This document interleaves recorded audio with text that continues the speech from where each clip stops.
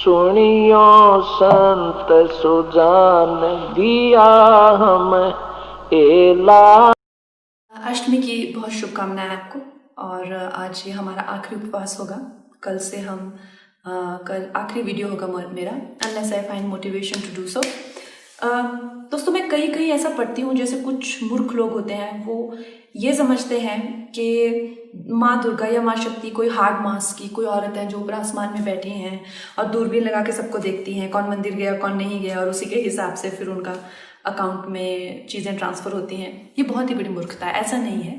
अगर आप अध्यात्म को समझना चाहते हैं और धर्म को, स्पिरिचुअलिटी से जुड़ना चाहते हैं, तो प्लीज़ नो कि उनका very basis is also science. So Shakti ऐसा नहीं कि कोई औरत है, शक्ति हर एक में है। पुरुष और प्रकृति, शिव और शक्ति, ये these are the two basic fundamental जो है चीज़ें हैं इस एग्जिस्टेंस की। अब आपको दिखाते हैं श्री शिव पुराण के अंदर जो कि ये दुर्गा इन तीनों की माँ है, ब्रह्मा विष्णु महेश की, और ये सदा शिव रूपी काल जो है, काल रूपी ब्रह्म, ये इनका पिता है। देखिए शिव पुराण, गीता प्रेस गोरखपुर से प्रकाशित, केवल हिंदी वाली में। ये इसके हम आपको, ये गीता प्रेस गोरखपुर से प्रकाशित है। इसमें ब्रह्मा जी बता रहे हैं अपने पुत्र नारद को, ये संस्कृत शिव पुराण पृष्ठ 98 पे है। नीचे से, अपने पुत्र नारद की यह बात सुनकर लोक पितामह ब्रह्मा वहां इस प्रकार बोले, ये 99 पृष्ठ पर है और ये रुद्र संहिता का 6वां अध्याय है। ब्रह्मा जी ने कहा, ब्रह्मन देव शिरोमणे, तुम सदा समस्त जगत के उपकार में लगे रहते हो, तुमने लोगों के हित की कामना से बहुत उत्तम बात पूछी। ये सब बताते हुए कि सृष्टि की रचना किसने की, यहाँ आ जाते हैं। जिस परब्रह्म के विषय में ज्ञान और अज्ञान से पूर्ण उक्तियों द्वारा इस प्रकार विकल्प किए जाते हैं, उसने कुछ काल के बाद, कुछ समय के बाद द्वितीय की इच्छा प्रकट की। उसके भीतर एक से अनेक होने के संकल्प उदित हुए।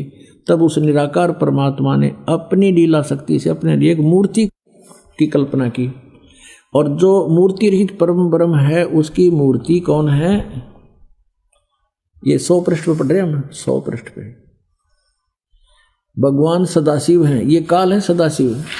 अर्वाचीन और प्राचीन विद्वान उन्हीं को ईश्वर कहते हैं। उस समय एकाकी रहकर स्वेच्छा अनुसार विहार करने वाले उन सदाशिव ने अपने विग्रह से, अपने शरीर से स्वयं ही एक स्वरूप भूता शक्ति की सृष्टि की, जो उनके अपने श्रीअंग से कभी अलग होने वाली नहीं थी।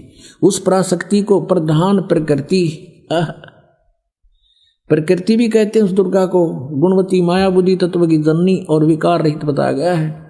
वह शक्ति अंबिका कही गई है, उसी को प्रकृति दोबारा फिर कहा है। प्रकृति सर्वेश्वरी और त्रिदेव जननी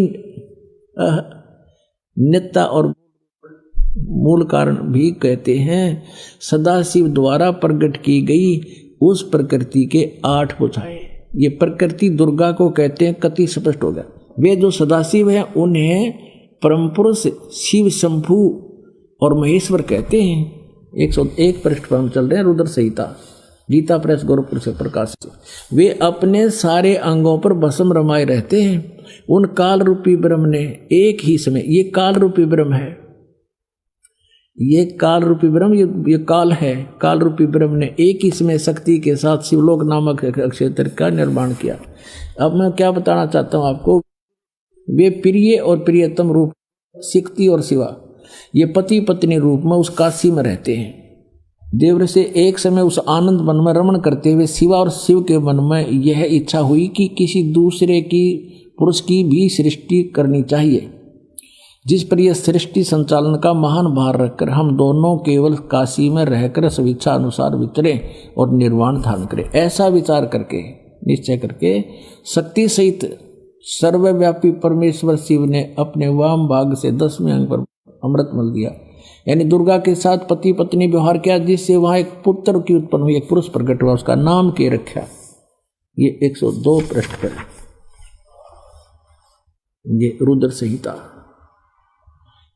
शिव बोले, वत्स, व्यापक होने से तुम्हारा विष्णु नाम विख्यात हुआ, यानी विष्णु और ब्रह्मा और शिव का पुत्र है ये काल रूपी ब्रह्म। दुर्गा इसकी पत्नी है। अब फिर ये यहाँ 6वां अध्याय खत्म होगा रुद्र संहिता का, और 7वें में भगवान ब्रह्मा जी कहते हैं देवर से, तत्पश्चात कल्याणकारी परमेश्वर सांब सदाशिव ने पूर्वोत्तर प्रयत्न करके मुझे अपने दाहिने अंग से उत्पन्न किया। जिस प्रकार विष्णु किया वैसे मैं किया, मेरा बेहोश कर